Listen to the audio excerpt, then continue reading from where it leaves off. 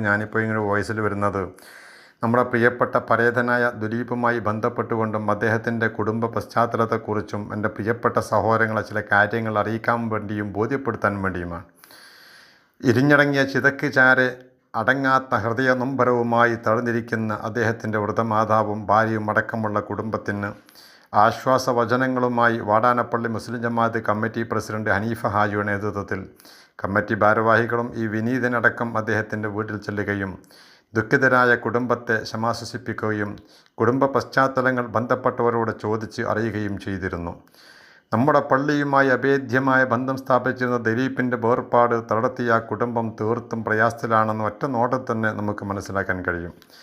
1.5 പതിറ്റാണ്ടിലേറെക്കാലം നമ്മുടെ പള്ളിക്കാട്ടിൽ നമ്മുടെ പ്രിയപ്പെട്ട മാതാപിതാക്കൾക്ക് ഖബറൊരുക്കിയിരുന്നത് ദിലീപായിരുന്നു എന്നും സ്വന്തം ജോലി ഒഴിവാക്കി 5 കാശ് പോലും മേടിക്കാതെ ആരെങ്കിലും മരണപ്പെട്ടു എന്ന് കേട്ടാൽ പള്ളിക്കാട്ടിലേക്ക് ഓടിയിരുന്നതും നമ്മുടെ പ്രിയപ്പെട്ട ദിലീപായിരുന്നു എന്നുള്ളത് എത്ര പേർക്കറിയാം. നമ്മുടെ മാതാപിതാക്കൾ, നമ്മളെ പിതാക്കന്മാർ പലരും കാലങ്ങളോളമായി കിടന്നുറങ്ങുന്നതും പ്രിയപ്പെട്ട ദിലീപ് പണി കഴിപ്പിച്ച ഖബറുകൾ തന്നെയാണ്. പല പ്രതിസന്ധി ഘട്ടങ്ങളിലും ദിലീപിൻ്റെ സേവനങ്ങൾ കുറച്ചൊന്നുമല്ല നമുക്ക് ആശ്വാസമേകിയിരുന്നത്. കോവിഡുമായി ബന്ധപ്പെട്ടുകൊണ്ട് രാജ്യം മുഴുവനും നിശ്ചലമായപ്പോൾ നാടും നഗരവും പട്ടണവും റോഡും സ്തംഭിച്ചപ്പോൾ മരണപ്പെട്ടവരെ കബറടക്കുവാനുള്ള കല്ലുകളുടെ വരവും സ്തംഭിച്ചു.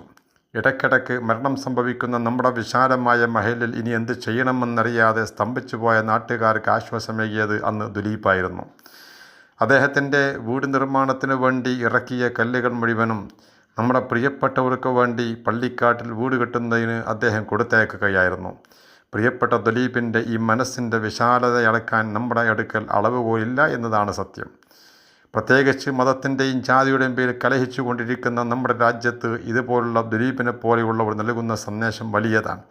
പക്ഷേ അദ്ദേഹത്തിൻ്റെ മരണശേഷമാണ് പലരും ഈ വിവരം അറിഞ്ഞത് എന്നുള്ളതാണ് വലിയ സത്യം. പ്രതിസന്ധി ഘട്ടങ്ങൾ നമ്മുടെ കൂടെ നിൽക്കുകയും നമ്മളെ സഹായിക്കുകയും നമ്മൾക്ക് എല്ലാ ഒത്താശകളും ചെയ്ത് നമ്മളെ പ്രിയപ്പെട്ട ദിലീപ് വളരെ പ്രതീക്ഷയോടെ ആയിരിക്കും അവിടെ സ്വന്തം കുടുംബത്തെ നമ്മെ ഏൽപ്പിച്ചുകൊണ്ട് നമ്മോട് യാത്ര പറഞ്ഞത്. ഭാരിച്ച കടങ്ങൾ വീട്ടാനും ദൈനംദിന ജീവിതം മുന്നോട്ട് കൊണ്ടുപോകാനും ഒരു വഴിയുമില്ലാതെ പ്രയാസപ്പെടുന്ന ആ കുടുംബത്തെ കൈപിടിക്കേണ്ട ബാധ്യത നാട്ടുകാരായ നമുക്കുള്ളതാണ്.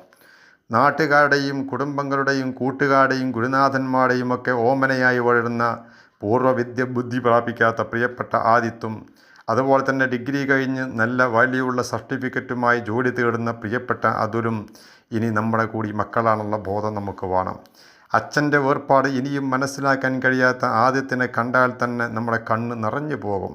ഈ കുടുംബത്തിൻ്റെ കടങ്ങൾ വീട്ടാനും ജീവിതത്തിനുള്ള നിത്യവരുമാനങ്ങൾ കണ്ടെത്താനും ജോലി തേടുന്ന അതുലിന് നാട്ടിലോ വിദേശത്തോ നല്ല ജോലി തരപ്പെടുത്തി കൊടുക്കാനും നമുക്ക് സാധിച്ചാൽ നമ്മൾ വളരെ സന്തുഷ്ടരായി. ദിലീപ് നമുക്ക് ചെയ്തു തന്ന സേവനങ്ങൾക്ക് പ്രത്യുപകാരമായി ഇതേ നമുക്കിനി ചെയ്യാൻ കഴിയും. നമ്മുടെ മഹല്ല് ജമാഅത്തിൻ്റെ കീഴിൽ തന്നെ ദിലീപ് കുടുംബ സഹായ ഫണ്ട് സ്വരൂപിക്കുകയാണ്.